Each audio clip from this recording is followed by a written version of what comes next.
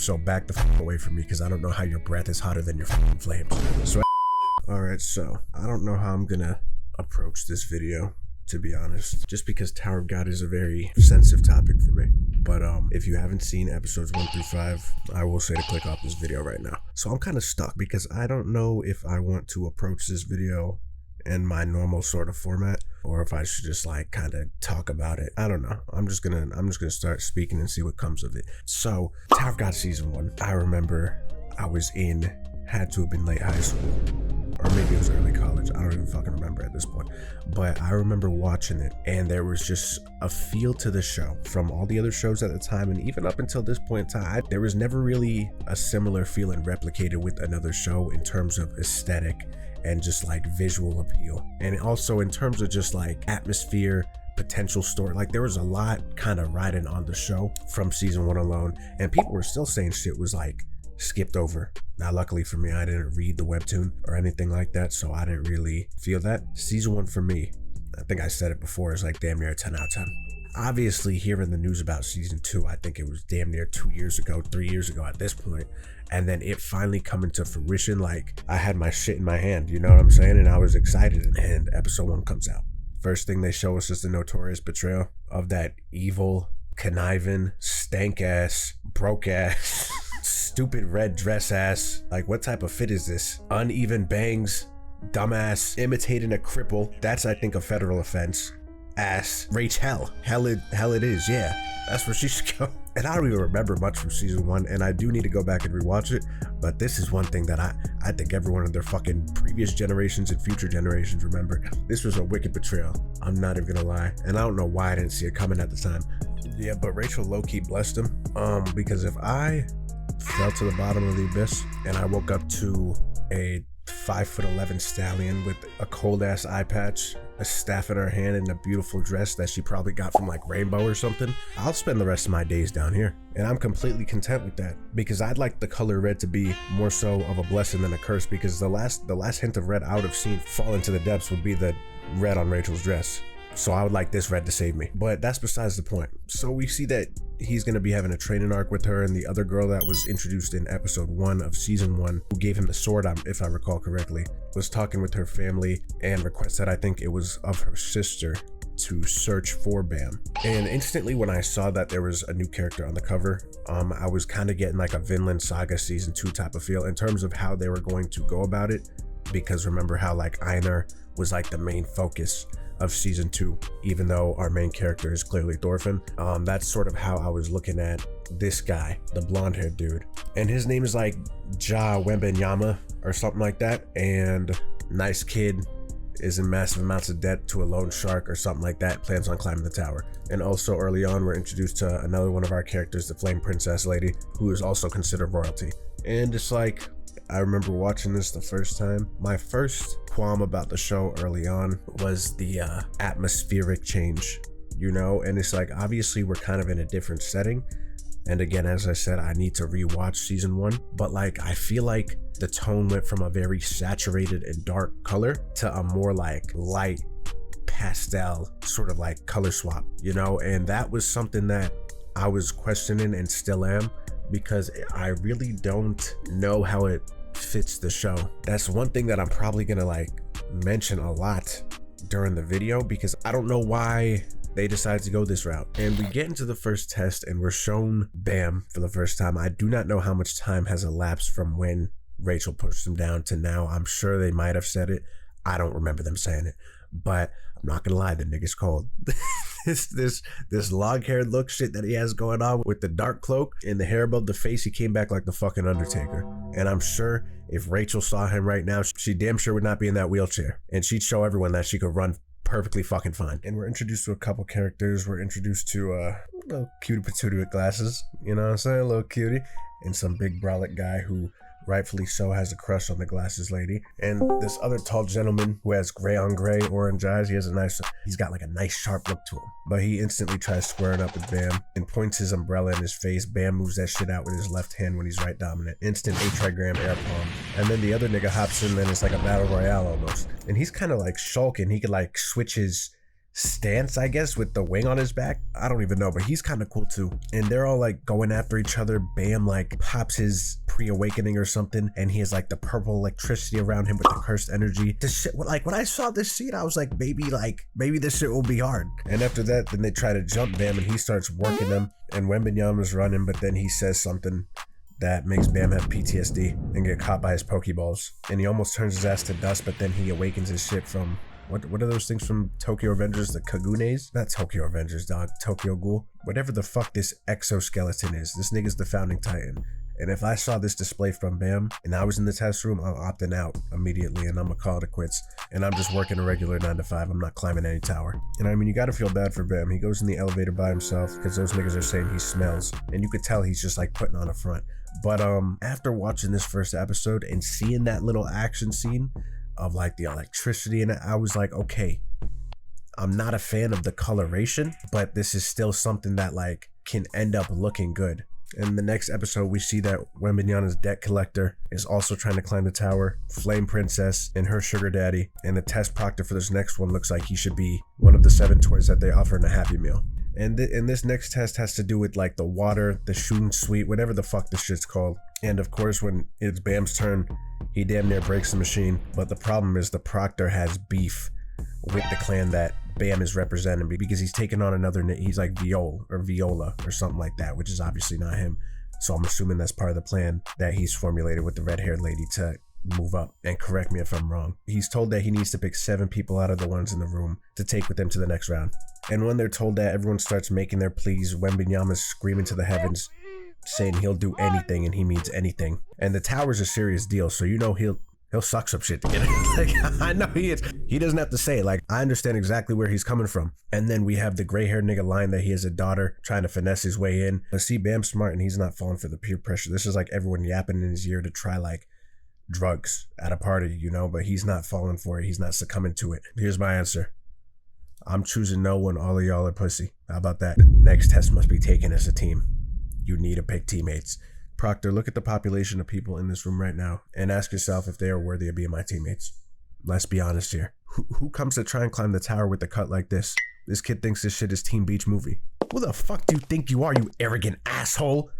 You're taking me. And aren't you embarrassed to be proudly wearing that fake ass cloak anyway? Proctor, see, this is what I'm talking about. She swears I've got reps on right now.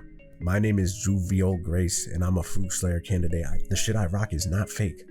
My money is up, astronomically actually. Wait, so you're actually? I just said you are not my teammate. You are my enemy. And yes, this is the shit I do. So back the fuck away from me because I don't know how your breath is hotter than your fucking flames. So after Bam starts standing on his shit, the proctor's like, all right, I'll propose a deal. If you win, we'll allow you to take the test by yourself. If I win, then you got to take teammates. Again, it's like, I know this is like an indirect buildup and then eventually it's going to cross paths because in episode 5, like, we see Khun and his side of things and stuff like that. So eventually there's going to be a meetup point somewhere. That's probably when the story will feel a bit linear again. But as I'm watching this, I feel like the quality is almost going down a little bit, you know? And it's like, I know they're not boxing and there are no like intense action scenes at the moment, but even so, like I feel like in these more calm and chill like moments where they're just having dialogue and like, I don't know, like it feels like there's a dip in quality, not only in comparison to season 1, just as the season progressing, but again, that just might be me trying to find some shit wrong with this. But like, that's really not like my mentality as I'm watching it and talking about it now, just because it's like, I want the shit to be good. Like I was like hoping when this shit dropped that this would be Anime of the Year candidate. Like that's kind of how I'm viewing this show. But afterwards, everyone gets roomed up. Bam gets put with the Flame Princess. She tries seducing him a little bit. He's already got his heart broken once, so he doesn't have time for that. And we're taken out to the hallway. The girl that was chilling with the girl with the glasses, she's out wandering by herself without any parental supervision. And then she almost gets taken to Diddy's warehouse. Talking about, would you like some candy? If you see any candy that is in this generic ass wrapping, there is something illegal in there. And as this was progressing, the gray-haired guy, I'm sorry, I'm like really bad with names so far in this season, but like I do like him. He's a cool character and I can see him dying, honestly, because they're making him pretty likable. And they're just hanging out, playing cards, got a little blunt in the rotation. Then the test begins in the middle of the night. As soon as the test starts, Bam's intentions are to just go straight to the fucking proctor and challenge him or do whatever he has to do. The Flame Princess is trying to stop him, and then the nigga has the world. So not only does he have the Tokyo Ghoul shit, the nigga has Dio stand. And where the fuck do you think you're going, Foog? If you want to leave, then first you're gonna have to go through me. And I'm a brick wall, so they say I got shit like, I got this shit really. He left that nigga in thumbs up position.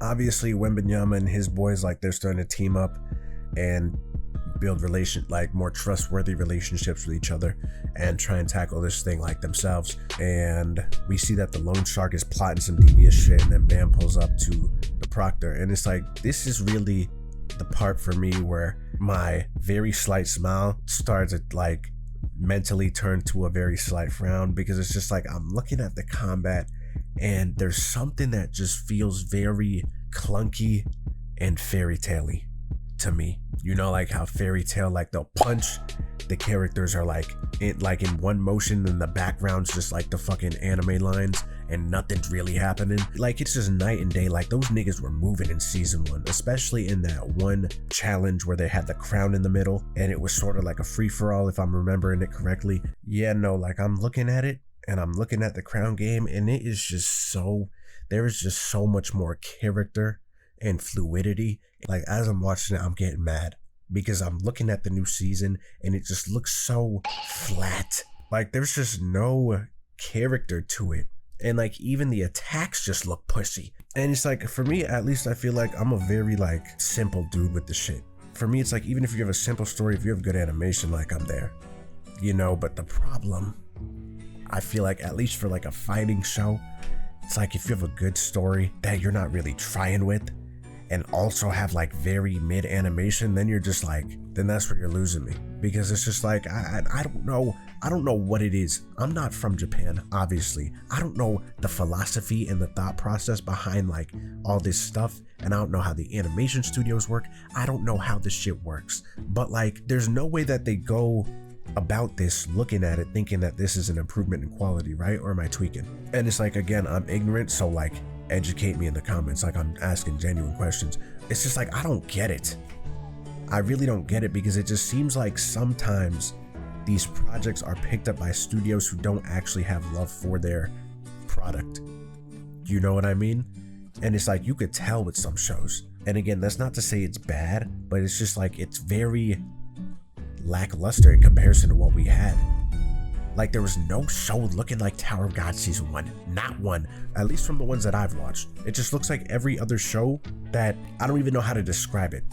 Like, it looks like a normal anime, basically.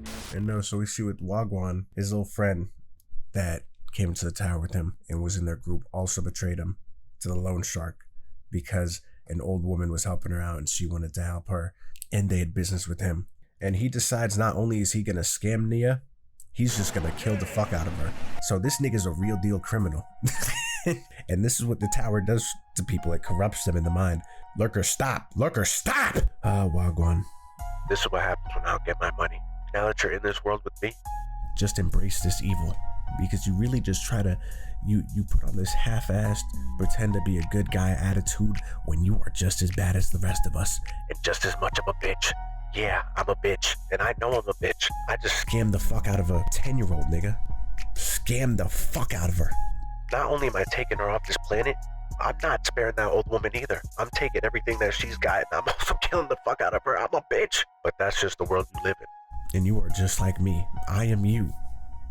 Wagwan. And Wagwan starts crashing out. Hands on the head and everything. So you think after such like a traumatic event that he'd become the villain. He even has the fucking Gara eyes right now. But Wembenyama pulls up on Bam while he's fighting the proctor, throws his Pokeball in there, gets the remote himself, and he says, "Bam, help me." Well, no, he doesn't say Bam. And he basically says, "Come with me, let's take care of these evil guys, whatever." And then the snobby rich kid gets betrayed by the fucking gold-haired nigga. Lurker has his hand around the flame princess who got corrupted by this big-ass lizard freak. And it's like, even looking at this fucking circus act of a character, right? I think it's just because it's the line, because I'm imagining this shot alone in the other art style where like the line work was kind of not sloppy, but you know, like bleeding off of them a little bit. And it's just because everything is too like sharp. and the lining is too thick. Like, it's fucking it up for me. It really is. And the wing nigga starts taking on Goldberg and says he'll show him the power of a real demon, and he actually starts like unleashing his wing a little bit. And Wagwan gets his hands on Lurker, gives him a right hook, and he's in the room with him, and he's kind of beating the fuck out of him. So I don't know why he didn't do this in the first place when he pulled up on him in his own house. Oh, I guess he had bodyguards with him. But he even starts speaking from like a godly stance, talking about you are currently receiving divine punishment. So I'm thinking he's about to turn this nigga into 4 pieces. But you know what he does? He says, you know what? You're forgiven, clean slate. And then he told that boy, live a decent life from now on. I don't even know. Like that, the way everything has been playing out, it's felt very jumpy for me. And then the proctor ends up getting them fried chicken, and they end up moving up in the tower together. And the last episode that I've watched so far, because I'm assuming by the time this video is out, episode 6 will be out, is episode 5. We get a perspective switch to Khun, and he recruits some fast nigga in the cafe by baiting and switching him. And the main point I want to talk about in this episode is Rachel, because Rachel is shown. First thing I'm thinking is they're fucking. First thing I'm thinking, because she says, welcome back, Khun. He says, I'm home. So I'm like, no way this nigga's doing this. Because I was going to say that would have been some scandalous, like, get back. Because I also couldn't remember if they even showed Khun, like, hearing the information about Bam, quote unquote, dying, and whether or not he suspected Rachel of doing it. So I was confused. Like, I didn't know if she had him tricked here. But knowing how knowledgeable this nigga was in season 1, I don't even know why I thought that way, because I knew he would have seen right through her shit. But she starts giving us her fucking sob story. I dreamed about Bam again. Shut the fuck up. I know Khun wants to throw a mean left into that fucking cheek right now. And look at her eyes. Eyes of a serpent. This demon. Those aren't humanly. Khun, I really miss that man so much. Like, I can't believe Bam killed those monsters and like he was saving me and stuff. Like, I just don't know. Baby girl, forget him.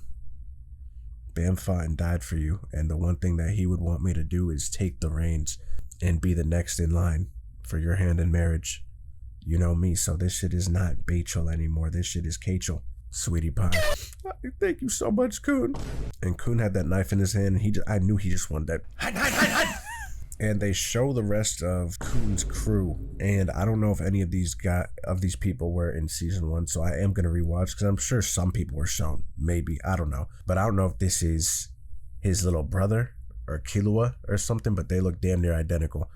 And after Khun's little interaction with Rachel, he's so disgusted he has to go wash his hands a second time, deep clean and everything, to wash away that filth. And as soon as the door closes, they switch up on you, just like that, prancing around in a circle, eating her apple slices, jumping back onto the bed. And as I was saying, Khun's smarter than this, because he has eyes on her. He has surveillance outside the fucking window. And we get a flashback of him talking to this character who I think I recognize from season 1. But he's basically just telling him the plan about the team he's going to form and how he's going to carry the burden himself. And then later on, he relays the information to his new team about what's going to be going on, because they're climbing the tower soon. Here's what's going to happen, y'all boys. We're going to be climbing this tower very soon. And I'm gonna need you to do one thing and one thing for me, because I'm planning on being the head of this family, the head of the Khun family. And I'm gonna need you guys to protect Rachel with everything you've got, but do not befriend her. Do not think of her as a friend, and do not think of her as an acquaintance, so you could turn your back on her at any time necessary. And I'm gonna be honest with y'all, I hate her because of one thing only. She killed my dearest friend. If it were my choice, and if I wanted to succumb to the evil and succumb to the temptation, I'd have her head on a fucking stick in the middle of the courtyard out there. But I'm not gonna do that. I'm gonna play the long game, and we're gonna help her climb this fucking tower. And then we see her doing her maniacal laugh as the OST's playing, and this is why this shit is pissing me off, because the OST for the show is so fucking good. The opening's good, by the way. I didn't even talk about it. The opening and ending. And this whole scene with Khun talking and like it transitioned into like the words on the screen and him being like, I'm sorry, Bam. And like the build up, like everything about it was genuinely a good scene and a very intense scene. And then after that, we're just taken to the karaoke bar where I guess our girl is working, and she's talking to a Bam impersonator, calling him a pig multiple times. But Bam blasts him off the face of the earth, and she's just like, Viol, your friend's here. And that's the episode, you know. And again, I know it's build up, and I know that shit takes time, but I feel like the animation has gotten, for what the show was, bad. It's not like awful in terms of anime itself, but like for what the show was, I think the animation has gotten bad and the art style has gotten bad. And sometimes I feel like with some of like the cinematography, Like they're jumping around sometimes. Like sometimes the show has felt very jumpy, at least for some of the action scenes. And I might just be nitpicky, but I really don't feel like I am. It just really doesn't seem like the same show right now. It just doesn't, and it fucking pisses me off. It really does, because this was the one show, man. Especially when you have people commenting on it, like in terms of the length of the webtoon, like comparing it to One Piece, like lengthwise. I'm thinking like this is going to be a show we're getting like 6 to 7 seasons of that season 1 like art style and quality, and I was just so excited for that, and not getting that right now is really like upsetting me every time I watch it week in and week out, man. And that's the shit with me. Like I really don't like critiquing shows and like being negative about shows, but like this is just one that I'm really not resonating with the direction that they took. I'm still gonna watch it, and overall like I'd give it like a 7, but I'm just very disappointed so far, because I guess I expected the same sort of atmosphere and feel to it. And I don't even necessarily need the same atmosphere, because obviously we're coming from a different perspective now and looking at it from Wagwan's side, but like still just feels very flat, and it doesn't have that character anymore. And that's what kind of upsets me. But I think that's all I gotta say. And I'm hoping as we progress, obviously I don't expect the same shit from season 1, but just like I guess a little bit more. I don't know what I expect. I just know I'm a little bit disappointed with how this is played out. And sorry if I sound congested, because I do have the vid right now, and if my voice was sounding different throughout the duration of the video. But no, so that's where I'm at with this, and I'm going to continue watching, and after it's all said and done for the season, I'm going to make another video on it, and hopefully it's in a more positive sort of headspace with everything, because right now I'm not the biggest fan of what's going on. Yeah, no, but that's it. So without further ado, on to the next one. And yeah.